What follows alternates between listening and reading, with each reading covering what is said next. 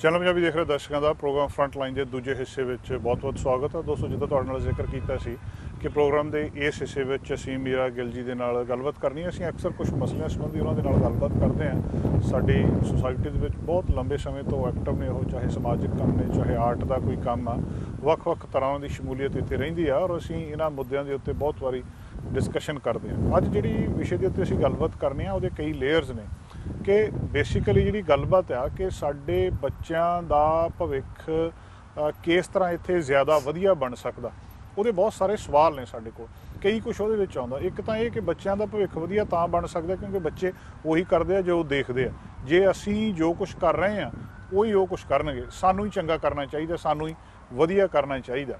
ਦੂਜੀ ਗੱਲ ਕਿ ਗੱਲ ਮਹੱਤਵਪੂਰਨ ਕਿਉਂ ਆ, ਕੈਨੇਡਾ ਵਰਗੇ ਦੇਸ਼ ਦੇ ਵਿੱਚ ਅਸੀਂ ਰਹਿ ਰਹੇ ਹਾਂ, ਕੋਈ ਮਸਲਾ ਨਹੀਂ ਇੱਥੇ ਖਾਣ ਪੀਣ ਦਾ, ਸੁਸਾਇਟੀ ਦਾ, ਸਿਕਿਉਰਿਟੀ ਦਾ, ਪੜ੍ਹਾਈ ਦਾ, ਵੀ ਫਿਰ ਇੱਥੇ ਇੰਨੀ ਇਹ ਗੱਲ ਚਿੰਤਾ ਵਾਲੀ ਕਿਉਂ ਆ ਕਿ ਇੱਥੇ ਇਹਨਾਂ ਬੱਚਿਆਂ ਨੂੰ ਬਿਹਤਰ ਭਵਿੱਖ ਦੇਣ ਦੇ ਲਈ ਸਾਨੂੰ ਕੁਝ ਖਾਸ ਯਤਨ ਕਰਨੇ ਚਾਹੀਦੇ ਆ। ਦੂਜਾ, ਜੋ ਕੁਛ ਇੱਥੇ ਸਾਡੇ ਕੋਲ ਹੁੰਦਾ ਕਿ ਇਸ ਸਿਸਟਮ ਦੇ ਵਿੱਚ ਸਾਨੂੰ ਕਿੰਨਾ ਕੁ ਇਨਵੋਲਵ ਹੋਣਾ ਚਾਹੀਦਾ। ਸਾਡੇ ਆਲੇ ਦੁਆਲੇ ਰਾਜਨੀਤੀ ਦੇ ਵਿੱਚ ਬਹੁਤ ਕੁਝ ਘਟਨਾਵਾਂ ਵਾਪਰ ਰਹੀਆਂ, ਉਹਨਾਂ ਦਾ ਕੀ ਸੰਬੰਧ ਆ ਇਹਦੇ ਨਾਲ, ਜਾਂ ਸਾਨੂੰ ਇਸ ਰਾਜਨੀਤੀ ਨੂੰ ਕਿਸ ਤਰੀਕੇ ਨਾਲ ਦੇਖਣਾ ਚਾਹੀਦਾ। ਅਸੀਂ ਕੱਲ੍ਹ ਹੀ ਜਿਹੜੀ ਗੱਲਬਾਤ ਕੀਤੀ ਸੀ ਕਕਾਕ ਦੀ, ਜਿਹੜੀ 27 ਸਾਲਾਂ ਦੀ ਮੈਂਬਰ ਪਾਰਲੀਮੈਂਟ NDP ਦੀ ਛੱਡ ਕੇ ਗਈ ਆ, ਗ੍ਰੀਨ ਪਾਰਟੀ ਦੀ ਗੱਲਬਾਤ ਅਸੀਂ ਕਰਾਂਗੇ ਇਹਦੇ ਵਿੱਚ। ਇਹ ਜਿਹੜੀ ਇੱਕ ਆਉਣ ਵਾਲੇ ਭਵਿੱਖ ਦੇ ਬੱਚਿਆਂ ਦੇ ਭਵਿੱਖ ਦੇ ਲਈ ਅਸੀਂ ਕੀ ਕਰ ਸਕਦੇ ਹਾਂ, ਕੀ ਕਰਨਾ ਚਾਹੀਦਾ, ਕਿਹੜੀਆਂ ਸਮੱਸਿਆਵਾਂ ਆ, ਇਹਦੇ ਸੰਬੰਧੀ ਅੱਜ ਅਸੀਂ ਮੀਰਾ ਗਿੱਲ ਜੀ ਦੇ ਨਾਲ ਗੱਲਬਾਤ ਕਰਨੀ ਹੈ। ਮੀਰਾ ਜੀ, ਬਹੁਤ ਬਹੁਤ ਸਵਾਗਤ ਹੈ ਪ੍ਰੋਗਰਾਮ 'ਚ, ਜੀ ਆਇਆਂ ਨੂੰ ਜੀ। ਮਿਹਰਬਾਨੀ, ਆਪਣੇ ਸਾਰੇ ਦੇਖਣ ਵਾਲਿਆਂ ਨੂੰ ਬਹੁਤ ਸਤਿਕਾਰ। ਮੀਰਾ ਜੀ, ਇੱਥੇ ਪਹਿਲੀ ਗੱਲ ਤਾਂ ਜਿਹੜੀ ਅਸੀਂ ਬਾਰ-ਬਾਰ ਗੱਲ ਆਉਂਦੀ ਹੈ ਕਿ ਬੱਚਿਆਂ ਦੇ ਭਵਿੱਖ ਨੂੰ ਲੈ ਕੇ ਸਾਨੂੰ ਫਿਕਰ ਕਰਨਾ ਚਾਹੀਦਾ ਜਾਂ ਕੁਝ ਖਾਸ ਕਰਨਾ ਚਾਹੀਦਾ। ਲੱਗਦਾ ਨਹੀਂ ਕਿ ਇੱਥੇ ਤਾਂ ਸਾਰੇ ਕੰਮਕਾਰ ਕਰੀ ਜਾਂਦੇ, ਬਹੁਤ ਵਧੀਆ ਸਿਸਟਮ ਆ, ਇਮਾਨਦਾਰ ਸਾਰਾ ਕੁਝ ਹੈਗਾ ਆ। ਇੱਥੇ ਇੱਦਾਂ ਦੀ ਕਿਹੜੀ ਲੋੜ ਆ ਵੀ ਸਾਨੂੰ ਇਹਦੇ ਬਾਰੇ ਖਾਸ ਸੋਚਣਾ ਪੈ ਰਿਹਾ ਜਾਂ ਗੱਲ ਕਰਨੀ ਪੈ ਰਹੀ ਹੈ? ਮੈਂ ਕੱਲ ਇੱਕ TV ਇੰਟਰਵਿਊ ਦੇ ਕੇ ਆਈ ਤੇ ਉਸ ਤੋਂ ਬਾਅਦ ਰਿਐਕਸ਼ਨ ਦੇ ਵਿੱਚ ਕਈ ਜਿਹੜੇ ਮੈਸੇजेस ਆਏ ਤੇ ਇੱਕ ਔਰਤ ਹੈ ਜਿਸ ਦਾ ਮੈਨੂੰ ਮੈਸੇਜ ਆਇਆ ਖਾਸ ਕਰਕੇ, ਤੇ ਉਹ ਕਹਿੰਦੇ ਮੀਰਾ ਵੀ ਮੈਂ ਵੀ 20-25 ਸਾਲ ਸਪੋਰਟਸ ਦੇ ਵਿੱਚ ਰਹੀ ਹਾਂ ਤੇ ਮੈਨੂੰ ਇੱਥੇ ਕੁਛ ਕਰਨ ਨੂੰ ਵੀ ਬੱਚੇ ਛੋਟੇ ਆ, ਮੈਥੋਂ ਕਰ ਨਹੀਂ ਹੋ ਰਿਹਾ ਹੈ ਨਾ, ਦਿਸ ਐਂਡ ਦੈਟ। ਸੋ ਜਦੋਂ ਇਹੋ ਜਿਹੇ ਸਮਾਜ ਦੇ ਵਿੱਚ ਇਹੋ ਜਿਹੀਆਂ ਇੱਕ ਨਹੀਂ ਕਿੰਨੀਆਂ ਹੀ ਔਰਤਾਂ ਜਿਹੜੀਆਂ ਉਹ ਫੀਲ ਕਰ ਰਹੀਆਂ ਕਿ ਅਸੀਂ ਕੰਟਰੀਬਿਊਟ ਕਰਨਾ ਚਾਹੁੰਦੇ ਹਾਂ ਜਾਂ ਇਸ ਤੋਂ ਵੱਧ ਅਸੀਂ ਕੰਟਰੀਬਿਊਟ ਕਰ ਸਕਦੇ ਹਾਂ ਪਰ ਕਰ ਨਹੀਂ ਪਾ ਰਹੇ, ਇਹਦਾ ਮਤਲਬ ਇਹ ਹੈ ਕਿ ਜਿੰਨਾ ਵੀ ਕੋਈ ਸਮਾਜ ਬਿਹਤਰ ਹੋ ਗਿਆ ਹੋਵੇ, ਹਜੇ ਉਹਦੇ 'ਚ ਇਹੋ ਜਿਹਾ ਇੱਕ ਪੋਟੈਂਸ਼ੀਅਲ ਪਿਆ ਜਿਹੜਾ ਆਪਾਂ ਯੂਟੀਲਾਈਜ਼ ਨਹੀਂ ਕਰ ਸਕਦੇ, ਹੈ ਨਾ। Instead of taking it negatively, ਮੈਂ ਉਸ ਚੀਜ਼ ਨੂੰ ਪੋਜ਼ੀਟਿਵਲੀ ਲਿਆ। ਇੰਸਟੈਡ ਆਫ ਉਹਨਾਂ ਦਾ ਕੰਪਲੇਂਟ ਨੂੰ ਦੇਖਣਾ ਕਿ ਉਹ ਫਰਸਟ੍ਰੇਟਡ ਔਰਤ, ਉਹਦੇ ਘਰ ਦੇ ਵਿੱਚ ਇਜਾਜ਼ਤ ਨਹੀਂ ਮਿਲ ਰਹੀ, ਹੈ ਨਾ, ਉਸ ਚੀਜ਼ ਨੂੰ ਦੇਖਣ ਤੋਂ ਬਿਨਾਂ ਜੇ ਤੁਸੀਂ ਉਸ ਛੋਟੇ ਲੈਵਲ ਤੋਂ, ਇੱਕ ਘਰ ਦੇ ਮਾਹੌਲ ਤੋਂ ਛੱਡ ਕੇ ਤੁਸੀਂ ਵੱਡੇ ਲੈਵਲ 'ਤੇ ਸਮਾਜ ਦੀ ਜਦੋਂ ਤੁਸੀਂ ਰਿਸਪੌਂਸਿਬਿਲਿਟੀ ਰਹਿ ਕੇ ਸੋਚਦੇ ਹੋ ਤਾਂ ਤੁਹਾਨੂੰ ਲੱਗਦਾ ਕਿ ਇੱਕ ਔਰਤ ਜਾਂ ਹੋਰ ਹੋ ਸਕਦਾ ਮਰਦ ਵੀ ਜਿਹੜੇ ਇੰਨਾ ਕੁ ਪੋਟੈਂਸ਼ੀਅਲ ਅਨਟੈਪਡ ਪਿਆ। ਸੋ ਜੇ ਤੁਹਾਡੇ ਕੋਲੇ ਬਿਹਤਰ ਰਿਸੋਰਸਿਸ ਪਏ ਆ ਸਮਾਜ ਨੂੰ ਬਿਹਤਰ ਬਣਾਉਣ ਲਈ, ਤਾਂ ਆਪਾਂ ਨੂੰ ਪਹਿਲੀ ਗੱਲ ਤਾਂ ਇਹ ਹੈ ਮੈਨੂੰ ਵੀ ਵੀ ਸ਼ੁੱਡ ਬੀ ਕੰਸੀਡਰਿੰਗ, ਹੈ ਨਾ।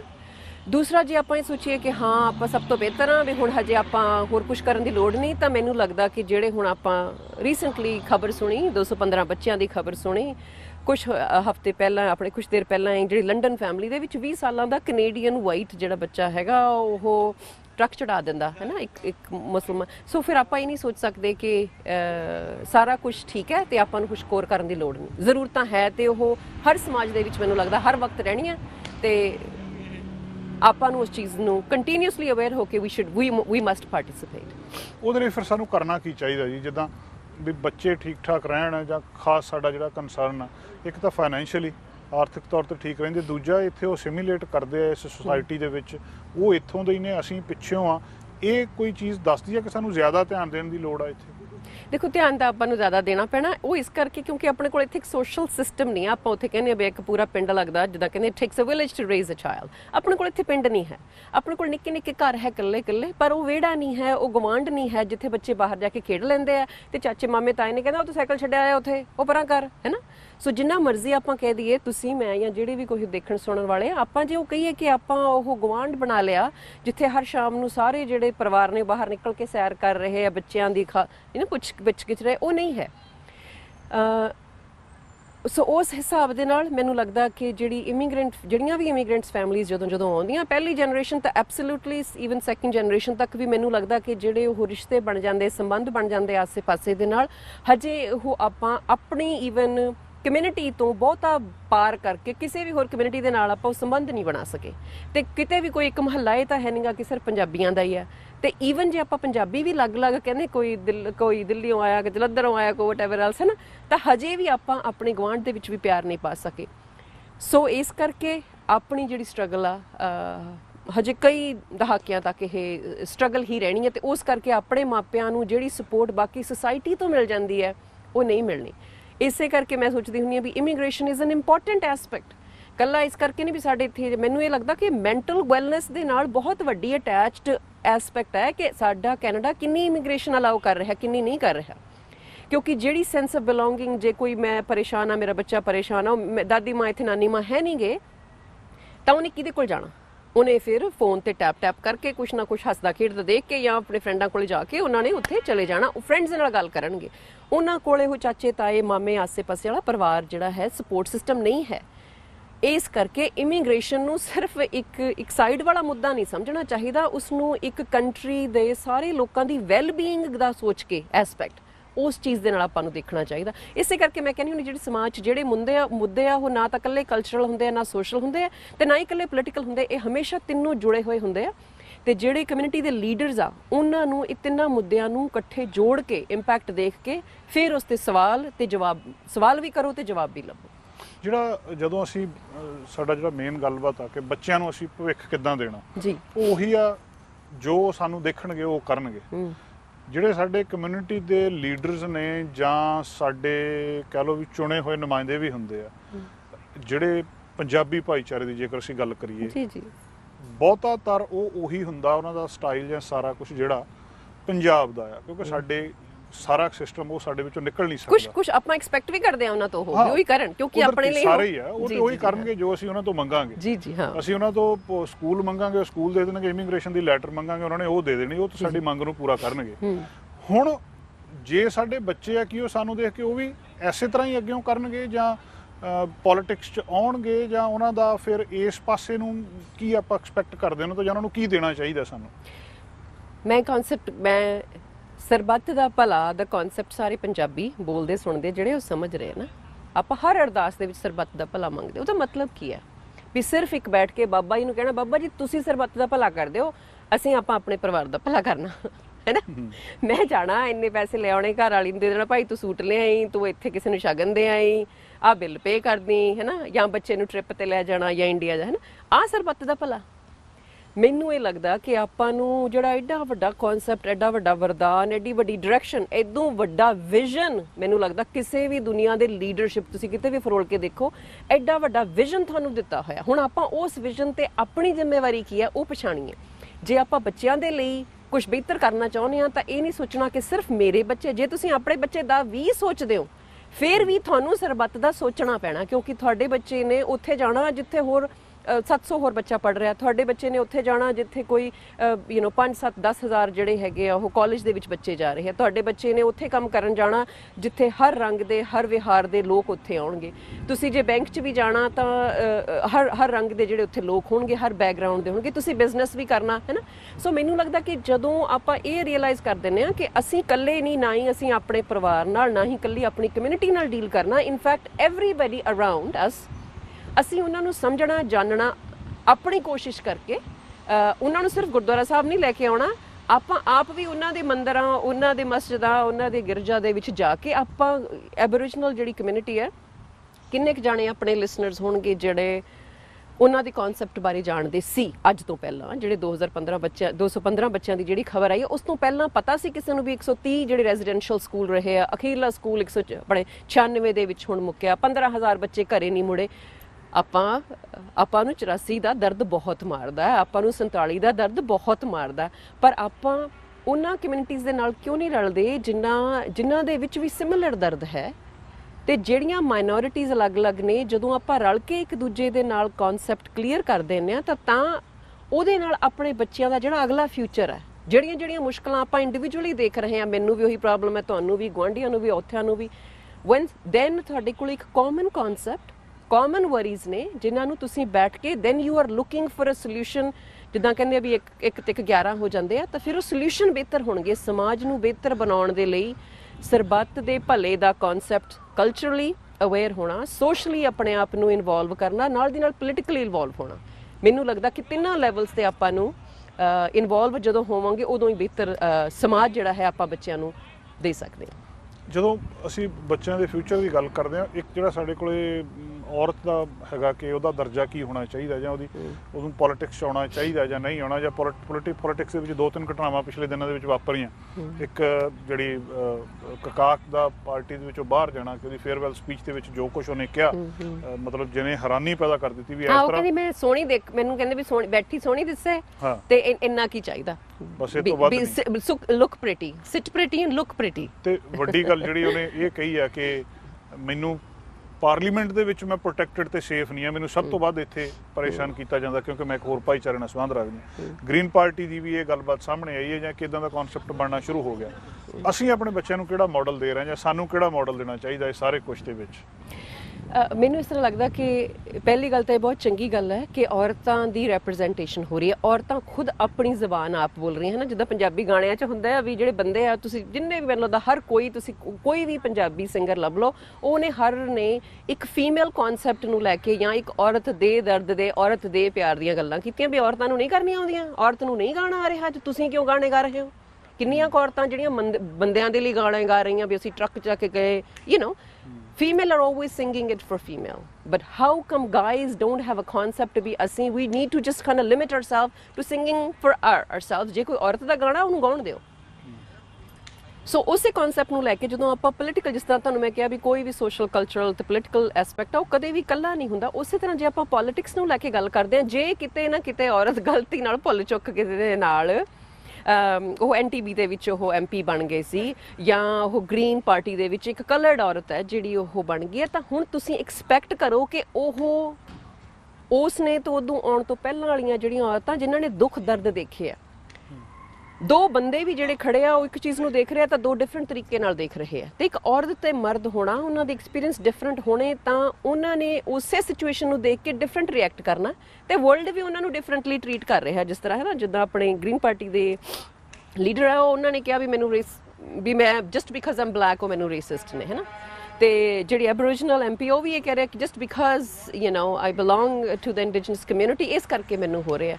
ਸੋ ਔਰਤ ਜਦੋਂ ਵੀ ਗੱਲ ਕਰੂਗੀ ਉਹ ਉਸ ਟੌਪਿਕਸ ਤੇ ਗੱਲ ਕਰੂਗੀ ਜਿਨ੍ਹਾਂ ਟੌਪਿਕਸ ਤੇ ਹਜੇ ਟੇਬਲ ਤੇ ਬੈਠ ਕੇ ਉਹਨੇ ਸੁਹਿਰਦ ਤਰੀਕੇ ਦੇ ਨਾਲ, ਉਹਨੇ ਦਰਦ ਨਾਲ ਗੱਲ ਨਹੀਂ ਹੋਈ।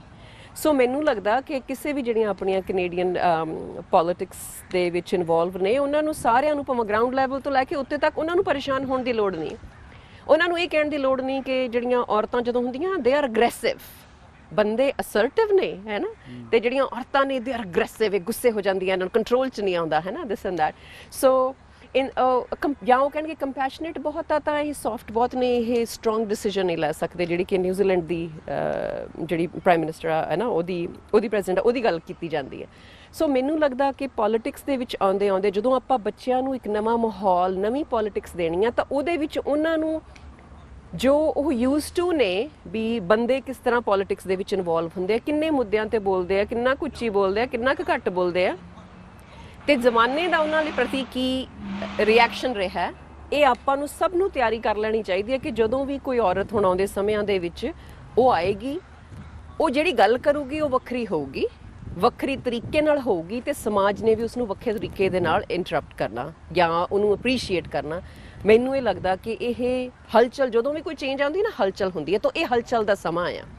ਕੁਛ ਦੇਰ ਬਾਅਦ, ਮੈਨੂੰ ਲੱਗਦਾ ਇੱਕ ਸ਼ਾਇਦ ਡੈਕੇਡ ਜਾਂ 2 ਡੈਕੇਡ ਬਾਅਦ ਸ਼ਾਇਦ ਇਹ ਚੀਜ਼ਾਂ ਆਪਾਂ ਨੂੰ ਨਾਰਮਲ ਲੱਗਣ ਲੱਗ ਜਾਣ, ਪਰ ਇਸ ਵਕਤ ਵਾਕਈ ਹੀ ਗੱਲ ਸੱਚੀ ਹੈ ਕਿ ਜਿਹੜੀਆਂ ਔਰਤਾਂ ਆ ਉਹਨਾਂ ਨੂੰ ਉਹ ਮਾਹੌਲ ਨਹੀਂ ਮਿਲ ਰਿਹਾ ਜੋ ਐਕਸਪੈਕਟ ਕਰ ਰਹੀਆਂ। ਪਰ ਆਪਾਂ ਨੂੰ ਬਿਹਤਰ ਸਮਾਜ ਕੱਲ੍ਹ ਲਈ ਬਣਾਉਣ ਦੇ ਲਈ, ਬੱਚਿਆਂ ਦੇ ਲਈ, ਔਰਤਾਂ ਦੇ ਇਸ ਚੀਜ਼ ਨੂੰ ਵਰਬਲ ਹੋਣ ਤੇ, ਤਾਂ ਕਿ ਉਹ ਲਾਊਡ ਹੋ ਰਹੇ, ਆਪਣੇ ਆਪ ਨੂੰ ਸਪੀਕ ਅਪ ਕਰ ਰਹੇ, ਉਸ ਨੂੰ ਨੈਗੇਟਿਵਿਟੀ ਕਰਕੇ ਇਹ ਨਾ ਸੋਚਣ ਵੀ ਹੁਣ ਸਾਰੇ ਪਾਰਟੀ ਵਾਲੇ ਕਹਿਣ ਵੀ ਨਹੀਂ ਜੀ ਹੁਣ ਅਸੀਂ ਔਰਤਾਂ ਨੂੰ ਨਹੀਂ, ਔਰਤਾਂ ਬਹੁਤ ਅਗਰੈਸਿਵ ਹੁੰਦੀਆਂ, ਇਸ ਕਰਕੇ ਇਹ ਸਾਡੀ ਪਾਰਟੀ ਤੋੜ ਦੇਣਗੀਆਂ, ਤਾਂ ਇਸ ਕਰਕੇ ਅਸੀਂ ਉਹਨਾਂ ਨੂੰ ਹੁਣ ਅਸੀਂ MP ਜਾਂ MLA ਜਾਂ ਆਪਣੀ ਸੀਟ 'ਚ ਨਹੀਂ ਦੇਣਾ। ਇਸ ਚੀਜ਼ ਤੋਂ ਡਿਸਕਰੇਜ ਨਹੀਂ ਹੋਣਾ ਚਾਹੀਦਾ, ਸਮਾਂ ਕਿ ਉਹਨਾਂ ਨੂੰ ਥਾਂ ਬਿਹਤਰ ਦੇਣੀ ਚਾਹੀਦੀ ਹੈ ਜੇ ਆਪਾਂ ਬਿਹਤਰ ਸਮਾਜ ਚਾਹੁੰਦੇ ਹਾਂ ਬੱਚਿਆਂ ਦੇ ਲਈ।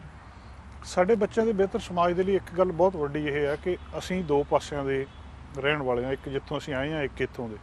ਸਾਡਾ ਬਹੁਤਾ ਧਿਆਨ ਪੰਜਾਬ ਦੇ ਵਿੱਚ ਹੁੰਦਾ, ਪੰਜਾਬ ਦੀ ਰਾਜਨੀਤੀ ਦੇ ਵਿੱਚ ਹੁੰਦਾ, ਇੰਡੀਅਨ ਪੋਲਿਟਿਕਸ ਦੇ ਵਿੱਚ ਸਾਡਾ ਜ਼ਿਆਦਾ ਇੰਟਰਸਟ ਆ। ਬੱਚਿਆਂ ਨੂੰ ਉੱਥੇ ਨਾਲ ਓਨਾ ਲੈਣਾ ਦੇਣਾ ਨਹੀਂ ਆ। ਇਹਨਾਂ ਨੂੰ ਬਿਹਤਰ ਜੀਵਨ ਦੇਣ ਦੇ ਲਈ ਇੱਥੋਂ ਦੇ ਸਿਸਟਮ ਨੂੰ ਸਮਝਣਾ ਵੀ ਜ਼ਰੂਰੀ ਆ, ਜ਼ਿਆਦਾ ਚੰਗੀ ਤਰ੍ਹਾਂ ਸਮਝਣਾ ਜ਼ਰੂਰੀ ਆ ਵੀ ਸਾਡਾ ਨੈਤਿਕ ਫਰਜ਼ ਆ, ਸਾਨੂੰ ਇੱਥੋਂ ਦੇ ਸਿਸਟਮ 'ਚ ਜ਼ਿਆਦਾ ਇਨਵੋਲਵ ਹੋਣਾ ਚਾਹੀਦਾ। ਤੁਹਾਨੂੰ ਲੱਗਦਾ ਕਿ ਜਿਹੜਾ ਸਾਡਾ ਪਿੱਛੇ ਜ਼ਿਆਦਾ ਇਨਵੋਲਵ ਹੋਣਾ, ਉੱਥੇ ਦੀ ਪੋਲਿਟਿਕਸ, ਉੱਥੇ ਦੀਆਂ ਗੱਲਾਂ ਬਾਤਾਂ ਜ਼ਿਆਦਾ ਕਰਨੀਆਂ, ਕਿਸੇ ਰੇਡੀਓ ਟੀਵੀ ਦੇ ਉੱਤੇ ਤੁਸੀਂ ਪੰਜਾਬ ਦਾ ਕੋਈ ਮੁੱਦਾ ਲੈ ਆਓ, ਲੋਕ 100 ਕਾਲ ਕਰ ਲੈਂਦੇ ਆ। ਤੁਸੀਂ ਇੱਥੋਂ ਦਾ ਮੁੱਦਾ ਲੈ ਆਓ, 100% ਉਹ ਕਾਲਸ ਨਹੀਂ ਆਉਂਦੀਆਂ, ਤੇ ਰੇਡੀਓ ਟੀਵੀ ਵਾਲੇ ਵੀ ਉਹੀ ਸਮਾਨ ਵੇਚਦੇ ਆ ਜਿਹਦੇ ਗਾਹਕ ਆ। ਸਾਰਾ ਦਿਨ ਰੇਡੀਓ ਟੀਵੀ ਤੇ ਪੰਜਾਬ ਪੰਜਾਬ ਪੰਜਾਬ ਇੱਕੋ ਹੀ ਗੱਲਾਂ ਹੋਈ ਜਾਂਦੀਆਂ। ਤੁਹਾਨੂੰ ਲੱਗਦਾ ਵੀ ਇਹ ਫੈਕਟਰ ਕਿਤੇ ਨਾ ਕਿਤੇ ਇਸ ਗੱਲ ਦੇ ਵਿੱਚ ਅੜਿੱਕਾ ਬਣ ਰਿਹਾ ਕਿ ਅਸੀਂ ਇੱਥੇ ਇਨਵੋਲਵ ਹੀ ਨਹੀਂ ਹੋ ਰਹੇ, ਸਾਨੂੰ ਪਤਾ ਹੀ ਨਹੀਂ ਇੱਥੇ ਦਾ? ਤੁਸੀਂ ਇਹ ਬਹੁਤ ਇੰਪੋਰਟੈਂਟ ਫੈਕਟਰ ਹੈ। ਮੈਨੂੰ ਲੱਗਦਾ ਕਿ ਅੱਜ ਆਪਣੀ ਜਨਰੇਸ਼ਨ ਦੀ ਬਹੁਤ ਵੱਡਾ ਭਾਰ ਹੈ ਇਸ ਗੱਲ ਨੂੰ ਸਮਝਣ ਦਾ। ਪਹਿਲੀ ਗੱਲ, ਕੋਈ ਵੀ ਇਨਸਾਨ ਬੱਚੇ ਤੋਂ ਲੈ ਕੇ ਬਜ਼ੁਰਗ ਤੱਕ ਉਸ ਕਨਸੈਪਟ ਤੇ, ਉਸ ਟੌਪਿਕ ਤੇ ਤੁਹਾਡੇ ਨਾਲ ਗੱਲ ਕਰੂਗਾ ਜਿਸ ਦੀ ਉਸ ਚੀਜ਼ ਨੂੰ ਸਮਝ ਹੈ। ਠੀਕ ਹੈ, ਜੇ ਮੈਨੂੰ ਨਹੀਂ ਸਮਝ ਪੋਲਿਟਿਕਸ ਦੀ ਤਾਂ ਮੈਂ ਇੱਥੇ ਬੈਠ ਕੇ ਪੋਲਿਟਿਕਸ ਦੀ ਗੱਲ ਨਹੀਂ ਕਰਨੀ, ਮੈਂ ਕਿਸੇ ਹੋਰ ਕਨਸੈਪਟ ਦੀ ਗੱਲ ਕਰ ਸਕਦੀ ਹਾਂ। ਸੋ ਆਪਣੇ ਪੰਜਾਬੀਆਂ ਦਾ ਇਹ ਹੈ ਕਿ ਆਪਾਂ ਉੱਥੇ ਇਨਵੋਲਵ ਰਹੇ ਤੇ ਹਜੇ ਵੀ ਸਮਹਾਉ ਆਪਾਂ ਨੂੰ ਉੱਥੇ ਖਿੱਚ ਮਾਰਦੀ ਆ। ਜਿੱਥੇ ਕਿ ਆਪਾਂ ਹਾਰਮਨੀ ਦੀ ਗੱਲ ਕਰ ਰਹੇ ਹਾਂ, ਜਿੱਥੇ ਕਿ ਆਪਾਂ ਇੱਥੇ ਕਮਿਊਨਿਟੀਜ਼ ਦੇ ਵਿੱਚ, ਜਿਸ ਤਰ੍ਹਾਂ ਮੈਂ ਕਿਹਾ ਵੀ ਆਪਾਂ ਨੂੰ ਹੋਰ ਕਮਿਊਨਿਟੀਜ਼ ਦੇ ਵਿੱਚ ਇੰਗੇਜ ਹੋਣਾ ਚਾਹੀਦਾ, ਉੱਥੇ ਆਪਣੇ ਸਮਾਜ ਦਾ, ਆਪਣੀ ਹਿਸਟਰੀ, ਆਪਣੀ ਵੈਲਿਊਜ਼ ਦਾ ਬੱਚਿਆਂ ਨੂੰ ਸਮਝਾਉਣਾ ਜ਼ਰੂਰੀ ਹੈ, ਤਾਂ ਕਿ ਤੁਸੀਂ ਕਿਸੇ ਹੋਰ ਦੇ ਨਾਲ, ਕਿਸੇ ਹੋਰ ਨੂੰ ਸਮਝਣ ਤੋਂ ਪਹਿਲਾਂ ਆਪਣੇ ਆਪ ਨੂੰ ਸਮਝੋ। ਪਰ ਜੇ ਤੁਸੀਂ 24 ਘੰਟਿਆਂ ਦੇ ਵਿੱਚੋਂ, ਮੈਂ ਜੇ ਕਹਿੰਦੀ ਹਾਂ 2 ਘੰਟੇ ਵੀ ਤੁਸੀਂ ਪੰਜਾਬ ਨੂੰ ਦੇ ਰਹੇ ਹੋ, ਤਾਂ ਇਹ ਤੁਸੀਂ ਇਹ ਸੋਚੋ ਵੀ ਕਿੰਨਾ ਟਾਈਮ ਹੈ ਜਿਹੜਾ ਤੁਸੀਂ ਇੱਥੋਂ ਦੇ ਮਸਲਿਆਂ ਨੂੰ, ਪੋਲੀਟੀਕਲ ਮਸਲਿਆਂ ਨੂੰ ਜਿਹੜਾ ਤੁਸੀਂ ਇੱਥੋਂ ਦੇ ਸਮਝ ਸਕਦੇ ਸੀ, ਇੱਥੋਂ ਦੇ ਸਮਾਜ ਨਾਲ ਇੰਗੇਜ ਹੋ ਸਕਦੇ ਸੀ, ਉਹ 2 ਘੰਟੇ ਰੋਜ਼ਾਨਾ ਜਿਹੜੇ ਹੈ ਤੁਸੀਂ ਉਸ ਦੇਸ਼ ਨੂੰ, ਉਸ ਇਸ਼ੂ ਨੂੰ ਜੇ ਰਹੇ ਹੋ ਜਿੱਥੇ ਤੁਹਾਡਾ ਕੋਈ ਇਨਫਲੂਐਂਸ ਨਹੀਂ ਹੋਣਾ। ਆਮ ਆਦਮੀ ਪਾਰਟੀ ਦੇ ਵਿੱਚ ਬਹੁਤ ਦੁਨੀਆ ਇਨਵੋਲਵ ਹੋਈ। ਮੈਂ ਵੀ ਜਿਹੜੇ ਹੈਗੇ ਆ ਫੁਲਕਾ ਜੀ ਦੀ ਸਪੋਰਟ ਕੀਤੀ, ਕਿਉਂਕਿ ਮੈਨੂੰ ਲੱਗਦਾ ਸੀ ਕਿ ਉਹ ਸਿੱਖ ਮਸਲਿਆਂ ਨੂੰ ਉਹਨਾਂ ਨੇ 30 ਸਾਲ ਦੇ ਵਿੱਚ ਉਹਨਾਂ ਨੇ ਜਵਾਬਦੇਹੀ ਕੀਤੀ ਸਮਾਜ ਨੂੰ, ਹੈ ਨਾ, ਤੇ ਪੋਲਿਟਿਕਸ ਨੂੰ। ਸੋ ਮੈਂ ਫੁਲਕਾ ਜੀ ਦੀ ਸਪੋਰਟ ਕੀਤੀ ਤੇ ਮੈਨੂੰ ਲੱਗਦਾ ਇਸ ਤਰ੍ਹਾਂ ਹਜ਼ਾਰਾਂ ਹੀ ਹੋਰ ਲੋਕਾਂ ਨੇ ਕੀਤੀ। ਪਰ ਅਲਟੀਮੇਟਲੀ ਉਸ ਗਰੋਥ ਦੇ ਵਿੱਚੋਂ ਮੇਰੀ ਜਿਹੜੀ ਪੋਲੀਟੀਕਲ ਗਰੋਥ, ਮੈਂ ਜੇ ਕਹਾਂ ਵੀ, ਕਿਉਂਕਿ ਆਪਾਂ ਆਪਣੀਆਂ ਗਲਤੀਆਂ ਜਾਂ ਆਪਣੇ ਚੰਗੇ ਕੰਮਾਂ ਤੋਂ ਸਿੱਖਦੇ, ਮੈਨੂੰ ਉਸ ਤੋਂ ਬਾਅਦ ਇਹ ਰੀਅਲਾਈਜ਼ ਹੋਇਆ ਕਿ ਪੰਜਾਬ ਦੇ ਜਿਹੜੇ ਮਸਲੇ ਆ ਉਹ ਪੰਜਾਬ ਦੇ ਲੋਕਾਂ ਨੇ ਹੀ ਡੀਲ ਕਰਨੇ ਆ। ਜੇ ਉੱਥੋਂ ਦੀ ਦਿੱਲੀ ਜਿੱਤਣੀ ਆ ਤਾਂ ਉਹਨਾਂ ਨੂੰ ਆਪ ਹੀ ਜੰਗ ਲੈਣੀ ਪੈਣੀ ਆ। ਜੇ ਘਰਾਂ ਦੇ ਵਿੱਚ, ਸਮਾਜ ਦੇ ਵਿੱਚ, ਆਪਾਂ ਭਾਵੇਂ BC ਹੋਇਆ, ਭਾਵੇਂ ਆਪਾਂ ਕੈਨੇਡਾ ਦੇ ਵਿੱਚ ਹੋਏ, ਇੱਥੋਂ ਦੇ ਮਸਲਿਆਂ ਨੂੰ ਆਪਾਂ ਨੂੰ ਅਪਣਾਉਣਾ ਪੈਣਾ। ਇੱਥੋਂ ਦੇ ਮਸਲਿਆਂ 'ਚ ਆਪਾਂ ਅਪਣਾ ਨਹੀਂ ਰਹੇ। ਜੇ ਤੁਸੀਂ ਇੱਥੇ ਕੋਈ ਵੀ ਪ੍ਰੋਟੈਸਟ ਦੇਖਦੇ ਹੋ, ਉਹ ਕੁਛ 2-4 ਮੁੱਦੇ ਆ। ਇੱਕ ਪੁਲਿਸ ਦਾ ਮੁੱਦਾ ਹੈ, ਆਪਾਂ ਉੱਥੇ ਜਿਹੜੀ 2-4 ਚੀਜ਼ਾਂ ਹੈ ਨਾ। ਅੱਛਾ, ਹੁਣ ਮੈਨੂੰ ਇਹ ਦੱਸੋ ਕਿ ਇੱਥੇ ਰੋਜ਼ਾਨਾ ਕਿੰਨੇ ਬੱਚੇ ਆਪਣੇ ਡਰੱਗਸ ਤੇ ਗੈਂਗਸ ਦੇ ਵਿੱਚ ਪੂਰੇ ਹੋ ਰਹੇ ਆ, ਹੈ ਨਾ। ਤੇ ਤੁਸੀਂ ਮੈਨੂੰ ਦੱਸੋ ਕਿ ਆਪਾਂ ਕਿੱਡਾ ਕੁ ਵੱਡਾ ਪ੍ਰੋਟੈਸਟ ਕੀਤਾ, ਕਿੰਨੀਆਂ ਕੁ ਵੱਡੀਆਂ ਫੱਟੀਆਂ ਪਾ ਕੇ ਆਪਾਂ ਇੱਥੇ ਤੁਰੇ ਫਿਰ ਰਹੇ ਹਾਂ, ਕਿੰਨੀ ਕੁ ਫੋਲੋ ਅਪ ਕੀਤੀ। ਹਾਂ, 1-2 ਰੈਲੀਆਂ ਕੀਤੀਆਂ, 2-4 ਸੈਮੀਨਾਰਸ ਕਰ ਲਏ, ਉੱਥੇ ਉਹ ਸਿਮਿਲਰ ਬੰਦੇ 20-25 ਜਾਣੇ ਉਹ ਜਾ ਵੜਦੇ ਆ ਉੱਥੇ, ਪਰ ਆਮ ਲੋਕਾਂ ਤੱਕ ਕਿਉਂ ਨਹੀਂ ਅਸਰ ਹੋ ਰਿਹਾ, ਘਰ ਦੇ ਵਿੱਚ ਕਿਉਂ ਨਹੀਂ ਅਸਰ ਹੋ ਰਿਹਾ। ਸੋ ਮੈਨੂੰ ਇਹ ਲੱਗਦਾ ਕਿ ਆਪਾਂ ਬਹੁਤ ਬੱਚੇ ਗਵਾ ਲਏ, ਭਾਵੇਂ ਕੋਈ ਗੋਲੀ ਮਾਰ ਰਿਹਾ ਹੈ ਤੇ ਕੋਈ ਵੱਜ ਰਹੀ ਸੀ ਆਪਣੇ ਬੱਚਿਆਂ ਦੇ, ਕੋਈ 20 ਸਾਲ ਦਾ, ਕੋਈ 25 ਸਾਲ ਦਾ ਬੱਚਾ ਜੇ ਜਾ ਰਿਹਾ ਹੈ, ਉਹ ਕਿਵੇਂ ਪਰਿਵਾਰ ਨੇ ਪਾਲਿਆ ਹੋਣਾ, ਤੇ ਹੁਣ ਉਹਨਾਂ ਨੂੰ ਸ਼ਰਮਸਾਰ ਕਰ ਰਹੇ ਹਾਂ ਕਿ ਤੁਸੀਂ ਆਪਣੇ ਬੱਚਿਆਂ ਦਾ ਖਿਆਲ ਨਹੀਂ ਰੱਖਿਆ ਜੀ, ਤੁਸੀਂ ਸੂਟਾਂ 'ਚ ਇਨਵੋਲਵ ਸੀ, ਤੁਸੀਂ ਪੀਣੇ 'ਚ, ਤੁਸੀਂ ਪੀਣੇ 'ਚ ਜਾਂ ਪੈਸਿਆਂ 'ਚ ਇਨਵੋਲਵ ਸੀ, ਤਾਂ ਤੁਹਾਡੇ ਬੱਚੇ ਮਰ ਗਏ, ਸਾਡੇ ਬੱਚੇ ਠੀਕ ਹੈ ਕਿਉਂਕਿ ਅਸੀਂ ਬਹੁਤ ਸਿਆਣੇ ਸੀ। ਮਤਲਬ ਇਹ ਬਹੁਤ ਜ਼ਿਆਦਾ ਕਮ ਅਕਲੀ ਦੀ ਗੱਲ ਹੈ ਨਾ। ਇਹ ਮਤਲਬ ਮੈਨੂੰ ਲੱਗਦਾ ਪੰਜਾਬ, ਕਿਸੇ ਵੀ ਰਿਲੀਜਨ ਦੇ ਵਿੱਚ ਤੁਸੀਂ ਬੈਠ ਕੇ ਜੇ ਇਹ ਗੱਲ ਕਰ ਦਿੰਦੇ, ਤਾਂ ਉਹ ਜਿਹੜੀ ਸਰਬੱਤ ਦੇ ਭਲੇ ਦੀ ਮੈਂ ਗੱਲ ਕਰਦੀ ਹਾਂ, ਤੁਸੀਂ ਕਿੱਥੇ ਜੇ ਸਰਬੱਤ ਦਾ ਭਲਾ ਮੰਗਦੇ ਹੋ, ਤਾਂ ਫਿਰ ਤੁਸੀਂ ਉਹ ਹਰ ਇੱਕ ਬੱਚਾ ਜਿਹੜਾ ਪੂਰਾ ਹੋ ਰਿਹਾ, ਭਾਵੇਂ ਓਵਰਡੋਜ਼ ਨਾਲ ਆਪ ਕਰਕੇ ਉਹਨੇ ਡਰੱਗ ਨਾਲ ਪੂਰਾ ਹੋ ਗਿਆ, ਜਾਂ ਉਹਦੇ ਗੋਲੀ ਵੱਜੀ ਜਾਂ ਮਾਰੀ, ਉਹਨਾਂ ਦੇ ਮਾਪਿਓ ਦੇ ਨਾਲ ਬੈਠੋ, ਜਾਂ ਗੋਲੀ ਤੋਂ ਵੱਜਣ ਤੋਂ ਪਹਿਲਾਂ ਵਾਲੇ ਜਿਹੜੇ ਹੈਗੇ ਆ ਕਨਸੈਪਟ, ਉੱਥੇ ਬੈਠ ਕੇ ਰੂਟੀਨ 'ਚ, ਇਹ ਨਹੀਂਗਾ ਵੀ ਆਪਾਂ 3 ਮਹੀਨਿਆਂ ਬਾਅਦ ਜਾਂ 6 ਮਹੀਨਿਆਂ ਸਾਲ ਤੋਂ ਬਾਅਦ ਇੱਕ ਰੈਲੀ ਕਰ ਲਈ, ਫੱਟੇ ਖੜੇ ਕਰਕੇ ਫੋਟੋਆਂ ਹੋ ਗਈਆਂ, ਗ੍ਰੇਟ। ਐਵਰੀਡੇ ਇਨਵੋਲਵਮੈਂਟ ਜਿਹੜੀ ਹੈਗੀ ਆਪਣੀ ਕਿਉਂ ਨਹੀਂ ਹੈ? ਆਪਾਂ ਨੂੰ, ਆਈ ਐਗਰੀ ਵਿਦ ਯੂ, ਜਿਹੜਾ ਆਪਾਂ ਜੇ 2 ਘੰਟੇ ਐਵਰੀਡੇ ਪੰਜਾਬ ਨੂੰ ਦੇ ਰਹੇ ਹਾਂ, ਜੇ ਉਹੀ 2 ਘੰਟੇ ਆਪਾਂ ਇੱਥੇ ਸਰੀ ਨੂੰ ਦੇ ਦਈਏ, ਤਾਂ ਆਪਾਂ ਆਪਣੇ ਬੱਚਿਆਂ ਦਾ ਭਵਿੱਖ ਜਿਹੜਾ ਹੈਗਾ, ਭਾਵੇਂ ਸਕੂਲ ਦੇ ਵਿੱਚ ਹੈ, ਭਾਵੇਂ ਸਪੋਰਟਸ ਦੇ ਵਿੱਚ ਹੈ, ਭਾਵੇਂ ਕਲਚਰਲੀ ਤੁਸੀਂ ਉਹਨਾਂ ਨੂੰ ਇਨਵੋਲਵ ਕਰ ਰਹੇ ਹੋ, ਭਾਵੇਂ ਤੁਸੀਂ ਉਹਨਾਂ ਨੂੰ ਇੰਟਰਨੈਸ਼ਨਲ ਪੋਲਿਟਿਕਸ ਬਾਰੇ ਸਮਝਾ ਰਹੇ ਹੋ, ਉਹਨਾਂ ਦੇ ਭਵਿੱਖ ਬਾਰੇ ਗੱਲ ਕਰ ਰਹੇ ਹੋ, ਕਿਸੇ ਵੀ ਤਰੀਕੇ ਦੇ ਨਾਲ ਆਪਾਂ ਉਹਨਾਂ ਨੂੰ ਬਿਹਤਰ ਸਮਾਜ ਦੇ ਸਕਦੇ ਹਾਂ ਜੇ ਆਪਾਂ ਐਵਰੀਡੇ 2 ਆਵਰਸ ਆਪਣੇ ਬੱਚਿਆਂ ਦੇ ਨਾਲ ਹੀ ਲਾ ਲਈਏ।